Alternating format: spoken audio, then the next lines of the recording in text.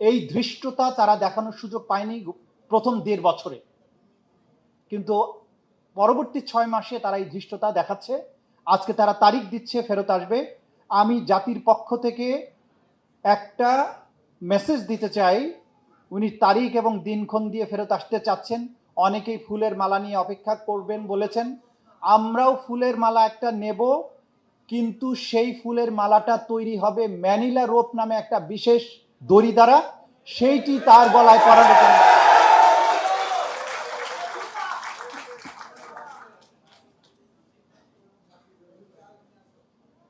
দেখুন, জুলাইয়ের যে মহাকাব্যিক বিপ্লব, প্রথম দিন থেকে সেই তদন্ত প্রক্রিয়ার, এই মানবতা বিরোধী অপরাধের তদন্ত প্রক্রিয়ার সাথে সরাসরি সম্পৃক্ত থাকার কারণে আমি শহীদ পরিবারদের বেদনার বহু কাহিনী সরাসরি শুনেছি, দেখেছি, এবং দায়িত্ব গ্রহণের পরে প্রথম দিন আমি হসপিটালে ছুটে গিয়েছি।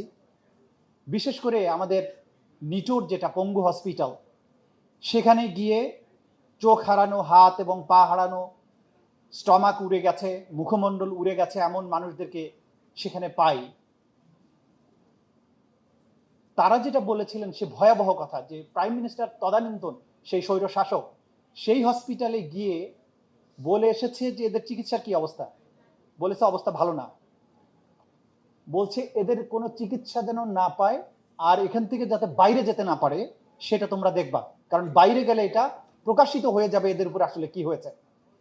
যে আহতদের সামনে এই কথাগুলো হয়েছে তারা শুধু আমাদেরকে বলেছেন তাই নয়, তারা একই কথা ট্রাইব্যুনালে এসে সাক্ষ্য দিয়েছেন, নো রিলিজ নো ট্রিটমেন্ট।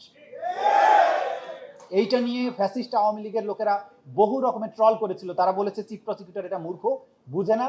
আসলে তারা বোঝানোর চেষ্টা করেছে নো রিলিজ নো ট্রিটমেন্ট মানে হচ্ছে চিকিৎসা না দিয়ে যেন বিদায় না আদায় হয়। কিন্তু সাক্ষীরা এসে সুস্পষ্ট করেছে যে আমার পায়ে পচন ধরেছে, অসহনীয় যন্ত্রণা হয়েছে, অপারেশন করা দরকার, অপারেশন করেনি, ড্রেসিং এর নামে আমাদেরকে কষ্ট দিয়েছে। আমরা বারবার বলেছি অ্যানেস্থেসিয়া দিয়ে আমাদেরকে ড্রেসিং করা হোক, তারা বলেছে তুই অ্যানেস্থেসিয়া পাবি না। এবং আমরা যখন বলেছি আমাদেরকে আল্লাহর রাস্তায় মাফ করে দেন, আমরা এখান থেকে অন্য জায়গায় চলে যাব, বলছে প্রধানমন্ত্রীর নির্দেশ আছে, এখান থেকে তোরা বেরো হতে পারবি না।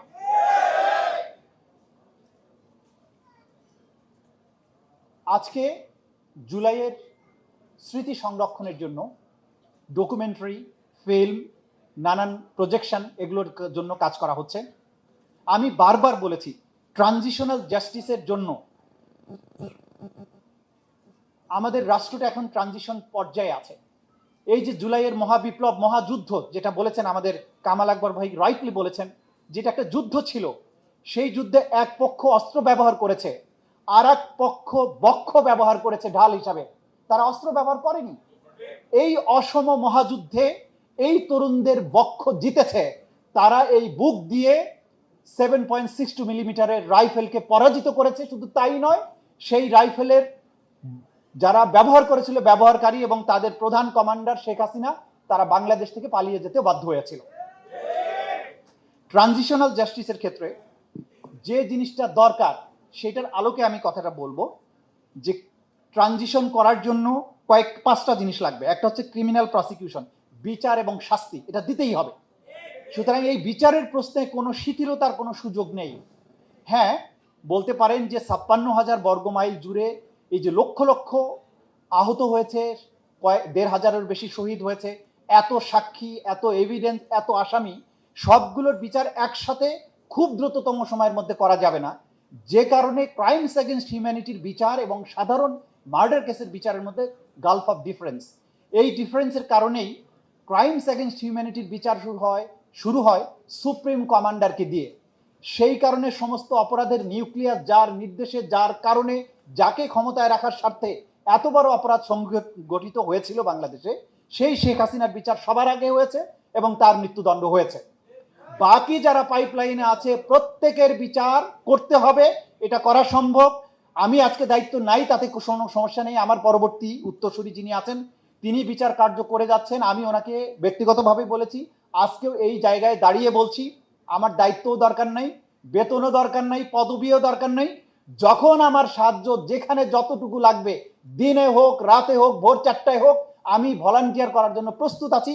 এই বিচার করতে হবে, বিচার সমাপ্ত হতে হবে। ক্রিমিনাল জাস্টিস সিস্টেমে তার বিচার হতে হবে, শাস্তি দিতে হবে, এটা হলো ট্রানজিশনাল জাস্টিসের প্রথম কথা। দ্বিতীয় কথা হচ্ছে ট্রুথ কমিশন বা সত্য অনুসন্ধান। এই সংঘাতের পেছনে এবং ভুক্তভোগীদের উপরে চালানো নির্যাতনের যে সত্যতা, যে ঘটনা, সেটা জনসম্মুখে প্রকাশ করতে হবে, এটা রাষ্ট্রের দায়িত্ব। আমরা বিচার করব না, চুপচাপ মেনে নেব, তা হবে না। যদি মাফও করি, যা ঘটেছিল, যার যেখানে যা ভূমিকা ছিল, প্রত্যেকটি সত্য উদ্ঘাটিত হতে হবে এবং পাবলিকলি সেটা সংরক্ষণ করতে হবে। এটা হচ্ছে 2 নাম্বার কথা। 3 নাম্বার কথা হচ্ছে রেপারেশন, ক্ষতিগ্রস্তদের ক্ষতিপূরণ এবং পুনর্বাসন, এটা রাষ্ট্রের দায়িত্বে, এটাকে করতে হবে। ট্রানজিশনাল জাস্টিসের জন্য এটা অন্যতম শর্ত। 4 নাম্বার হচ্ছে ইনস্টিটিউশনাল রিফর্মস। যে কারণে এই অপরাধ বা বিপ্লবটা সংঘটিত হয়েছিল, তার প্রত্যেকটা রিফর্ম করতে হবে। আমি যেটা পড়ছি এটা কিন্তু ইন্টারন্যাশনাল ল থেকে নেয়া, যে ট্রানজিশনাল জাস্টিস করার জন্য আপনাকে কি কি করতে হবে। সুতরাং জুলাইয়ের বিপ্লবের একটা অন্যতম প্রধান দাবি ছিল যে রাষ্ট্রের রিফর্ম, সেই জিনিসটাও আপনাকে অবশ্যই করতে হবে। এবং সর্বশেষ যেটা, সেটা হচ্ছে মেমোরাইজেশন, স্মৃতি সংরক্ষণ। স্মৃতিস্তম্ভ নির্মাণ, জাদুঘর প্রতিষ্ঠা বা অন্য কোনো মাধ্যম বলতে আমাদের সাহিত্যে, আমাদের পাঠ্যপুস্তকে, আমাদের নাটকে, সিনেমায়, কবিতার মধ্যে, উপন্যাসে এই জুলাইয়ের শহীদদের সমস্ত স্মৃতি, বীরত্ব গাথা, এগুলোকে এমনভাবে স্থান দিতে হবে, 1 শতাব্দী অথবা তার চেয়েও বেশি সময় আমাদের তরুণদের এই বীরত্ব গাথা ইতিহাসের চিরস্মরণীয় হয়ে থাকবে। আমাদের পরবর্তী প্রজন্ম এই বীরত্বের কাহিনী দেখে আগামী দিনে ইন্সপায়ার্ড হবে এবং আবারও যদি রাষ্ট্রের জন্য কোনো স্বৈর শাসন নেমে আসে, তাকে প্রতিরোধ করার জন্য পূর্বসূরিদের সেই বীরত্ব গাথা দেখে তারাও যাতে সামনে বীরত্ব নিয়ে ঝাঁপিয়ে পড়তে পারে। আমাদের আনাসের চিঠি, যে চিঠি লেখে ঘরে রেখে এসে মা বাবাকে না জানিয়ে সে যুদ্ধে যোগ দিয়েছিল এবং শহীদ হয়ে গিয়েছিল, এই একটি চিঠিকে কেন্দ্র করে যদি আমাদের হলিউডের স্পিলবার্গ অথবা জেমস ক্যামেরনের মতো চলচ্চিত্র পরিচালক থাকতো, তিনি হয়তো কয়েকটি সিনেমা বানাতে পারতেন। আমাদের আসহাবুল ইয়ামিন, এপিসির উপরে সে লাফিয়ে ওঠা, তাকে গুলি করে হত্যা করা, যেভাবে এপিসির থেকে ফেলে দিল তখনও সে জীবিত, চ্যাংদালা করে আবার ডিভাইডারের উপরে থ্রো করে দিল, তারপরে তার উপরে আরেকটা গ্যাস গান দিয়ে গুলি করলো, আহত অবস্থায় তার হসপিটালে নিয়ে যাওয়ার চেষ্টা করা হলো, হসপিটালের গেট খুললো না, 2 ঘন্টা সে পড়ে থাকলো, তাকে পানিও দেয়া গেল না, এক সময় সে শহীদ হয়ে গেল। পরিবারের ইচ্ছা অনুযায়ী তাকে জানাজা করতে দেওয়া হলো না, পরিবারের ইচ্ছা অনুযায়ী দাফন করতে দেওয়া হলো না। এই যে বেদনার বিষাদ সিন্ধু, সেটার উপরে কয়েকটা সিনেমা হতে পারে। আমাদের ইমাম হাসান তাইম, তাকে দোকান থেকে ধরে এনে গুলি করা হলো, আহত, তলপেটে গুলি করলো, তার সঙ্গী তাকে টেনে সরিয়ে নিয়ে যাওয়ার চেষ্টা করা হলো, তারপরে সামনে পরপর কয়েক রাউন্ড গুলি করা হলো, তারপরে সেই ছেলেটা দৌড়ে পালাতে বাধ্য হলো, এরপরেও লাশটাকে নিয়ে আবার থানার ভেতরে নিয়ে সেখানেও সেই লাশের অবমাননা করা হলো। আমাদের জাবির ইব্রাহিম, সে কি কারণে বাবাকে বলছিল আমার ছবি তুলে রাখো, বলছিল যে আমি আর্মি হব, আর্মি হয়ে পুলিশকে মারবো কারণ পুলিশ আমার ভাইদেরকে মেরেছে। আমাদের ছোট ছোট শিশুরা যারা রাস্তায় দাঁড়িয়ে 5 বছর, 3 বছর, 4 বছর বলেছে যে আমরা ভয় পাই না, মা বাবার কাছে বলে এসেছি মরে গেলে দাবি রেখো না, এই ভিডিওটা তো প্রতিদিন আমরা দেখি।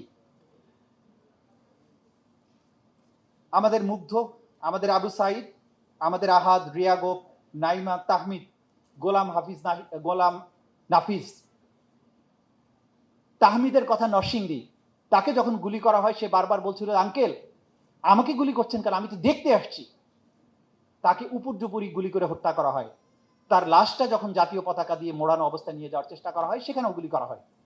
এই যে কাজগুলো করেছে, এই নিকৃষ্টতম অপরাধীদের ট্রানজিশনাল জাস্টিসের নামে ক্ষমা করার কোনো সুযোগ নাই। Plain and simple. যতদূর সম্ভব এই বিচার নিয়ে অগ্রসর আমাদের হতেই হবে, এই ব্যাপারে কোনো রকমের আপোষ করা যাবে না। আচ্ছা, আমি এবার বিচারের প্রশ্নে আসি।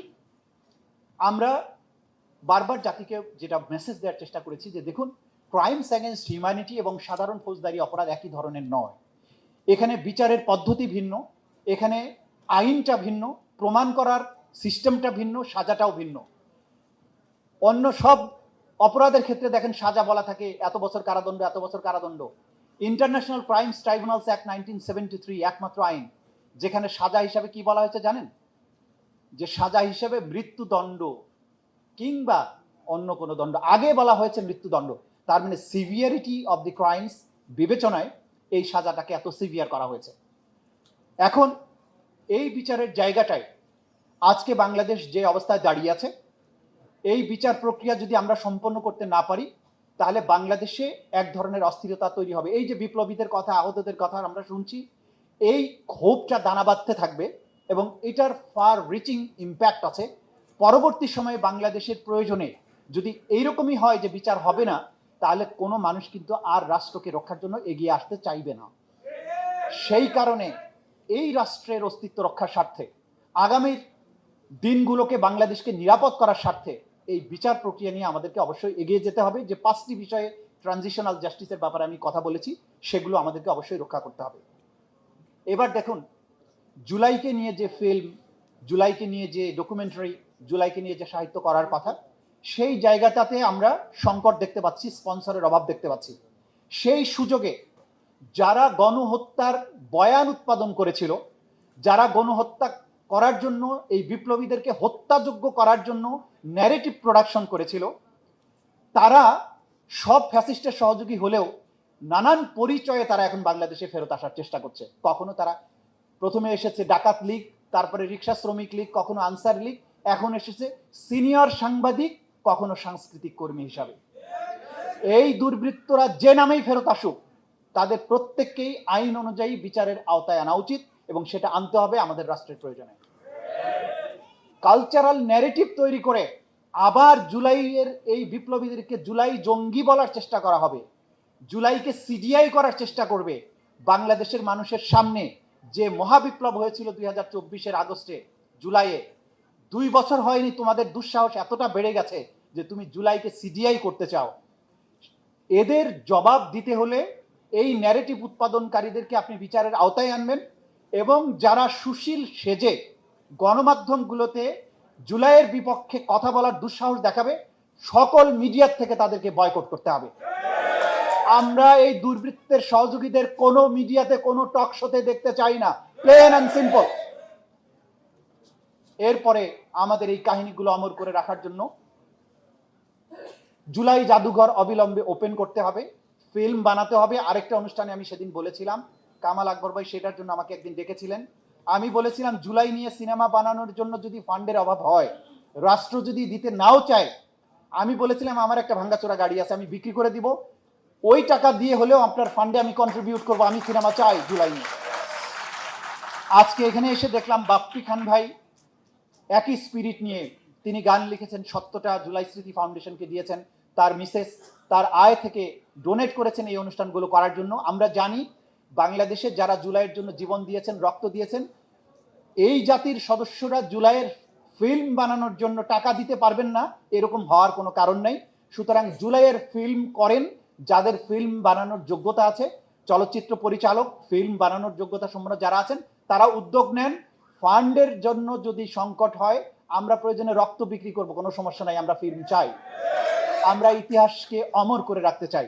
ইনশাল্লাহ বাংলাদেশে সুদিন আমরা দেখব।